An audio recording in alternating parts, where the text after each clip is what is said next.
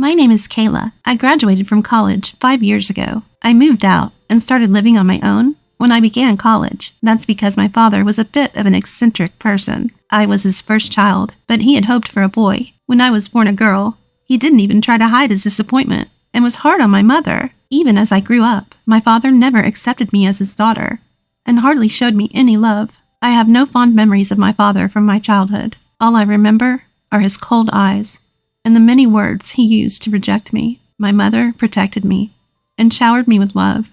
Even taking on the role of my father, I was able to endure my father's harsh treatment thanks to her. 6 years later, Emery was born. My father was disappointed again that it was a girl, but something changed, and he started to adore Emery. However, his attitude towards me remained the same. It was clear that he treated Emery and me differently. As I went through elementary, middle, and high school, I was treated by my father as if I didn't exist. On the other hand, Emery was praised by my father for even the smallest things, and he bragged about how cute she was, like a little doll. In contrast, the way he would sigh and say, "Oh, but Kayla," was quite a shock to me. My mother would comfort me, saying, "Kayla is different from Emery, but she's very cute too."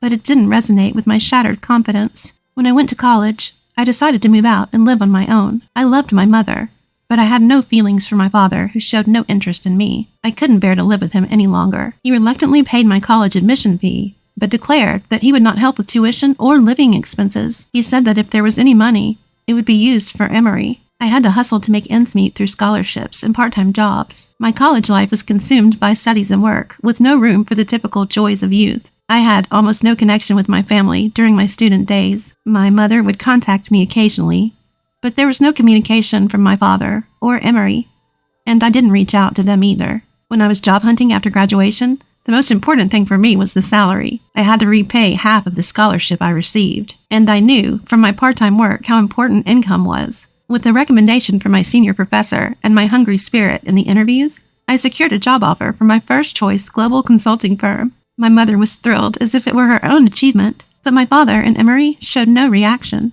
I thought I was prepared for that, but it still left me feeling lonely and empty. Reaching a state of enlightenment isn't so easy, is it? I threw myself into my work once I joined the company. I think I needed a place to channel these lingering feelings of frustration. Thanks to that, I learned my job faster than any of my peers. With support from my seniors, I was able to satisfy major clients and secure ongoing contracts. I was steadily climbing the ladder of success. My income was rising in proportion to my achievements. 5 years into my career, I had grown into a leader, trusted with multiple projects. During this successful period at work, I received a call from my father, who I hadn't heard from in years. "Your mother's had an accident and is paralyzed on one side. I want you to come home and take care of her. You're probably just loafing around, so I'll give you a task." I was shocked to hear that my mother needed care after an accident. I hadn't told my father about my job, so he had assumed that I was unemployed and useless. But more than that, I was worried about the misfortune that had befallen my mother. I didn't want to return home, but my desire to help my beloved mother was stronger. I immediately applied for remote work at my company. Fortunately, my global company was ahead of others in allowing telework, and the environment was in place. I decided not to cancel the lease on my current apartment, thinking it might be best to keep it, even though it seemed wasteful to pay rent. So, I returned to my family home, taking only what I needed. It had been about 9 years since I left home to go to college. My mother's condition was more serious than I had thought. She was paralyzed on one side and couldn't walk on her own. Luckily, her mind was unaffected, and she could speak normally, but her immobile body looked very painful. I confronted my father about why he hadn't contacted me for the several months since my mother's accident and her home care, but he was as indifferent as ever, saying, "Telling you wouldn't make her better. I called you this time because I had no choice." Indeed, I, not being a doctor, couldn't do anything to help my mother recover.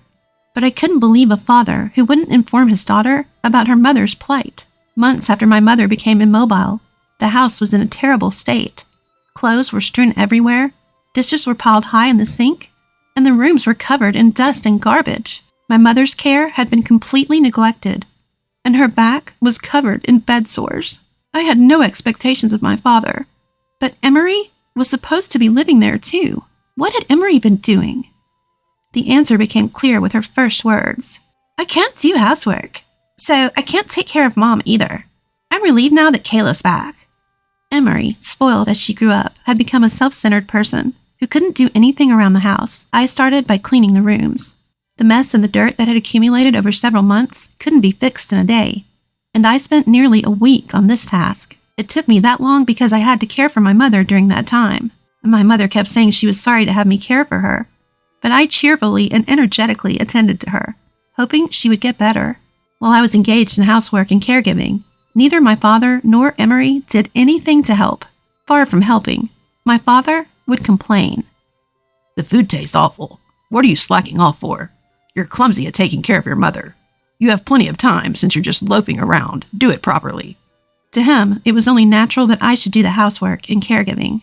Emery would say, Kayla, wash my clothes for me. I'm wearing them to school tomorrow. Kayla, tea please. I was treated like a servant, especially by my father, who was convinced I was a NEET. Indeed, I was mostly shut in my room doing telework, housework, and caregiving. But to my father, it seemed like I was just a shut-in. Even though telework was my main work mode, I still had to go to the office regularly. When I returned home, my father would sometimes be standing at the entrance, accusing me angrily. You're just a shut-in NEET, and yet you're gallivanting around. Take care of the house properly. His angry voice echoed throughout the house. From behind him, Emery would add, you're really useless. Just going out to play? I was exhausted. Every time I left the house to go to work, I would be met with insults and sarcasm from the two of them. I had made it a habit to go to my kept apartment and relax alone, tidying up the room before returning home. I was truly glad I had kept this room. The unreasonable demands and harsh treatment from my father and Emery grew stronger day by day. You must have some savings. Even if you're a NEET, contribute money to the household. My father, who worked me so hard, was now demanding money. I'm going on a day trip with my friends, so give me some funds. Emery, who did nothing around the house, was begging me for pocket money. What was I to those people? Not a daughter, not a sister. The painful days continued. One time, Emery screamed, My ring is gone, Kayla! Do you know where it is? Of course I didn't know anything about Emery's ring, and I had no interest in it since our tastes were different. When I told her I didn't know, she stormed into my room. I was slow to react to Emery's sudden action, and I was a beat late in following her into the room. When I arrived, I heard Emery's triumphant voice from inside. See, here's the ring. Kayla stole it, didn't she? Emery came out of the room with the ring, pointing her finger at me and shouting. There was no way that thing was in my room. I immediately realized that Emery had set a trap. It was harassment for not giving her pocket money. Emery quickly tattled to my father, who had just come home. Stealing Emery's things. You're truly pathetic. I don't remember raising a daughter who would steal. No matter how much I explained, my father wouldn't believe me. Emery added, We don't need a thief, Kayla, do we? If it weren't for your mother's care, I'd kick you out right now. Know some shame. And so I was labeled a thief. One evening at dinner, my father suddenly became furious for reasons unknown. You useless person. Can't even do housework properly. Making food like this. Still not contributing money to the house. Do you think your current work is enough? You're just a shut-in who gallivants around. I can't stand it anymore. I'll destroy your plaything. My father yelled and headed towards my room. My plaything? My computer? That's my essential work tool. If it's destroyed, it would be a disaster. I followed my father to my room and protected my precious work companion, just as he was about to lay hands on my computer. Emery was watching from behind, smirking, around the time my mind and body were reaching their limits. My mother passed away peacefully. She was always grateful for my care and was pained by the way my father and Emery treated me. I felt my strength draining from my body. My heart was so shattered that I forgot to cry. Father and Emery were not only tearless, but acted as if a nuisance had been removed. Though we were in the same tearless situation, our reasons were 180 degrees apart. After my mother's funeral was quietly conducted, my father called me into the living room. Your mother's gone, and you're no longer needed. I want you to leave immediately. We don't need a useless NEET who can't even contribute money to the house. I had a feeling he would say something like this, but I never thought it would actually happen. I asserted my hard work up to now, but my father was adamant about me leaving. Emery added, Are you planning to stay here and be a NEET? You're such a parasite. A parasite, that's a good word.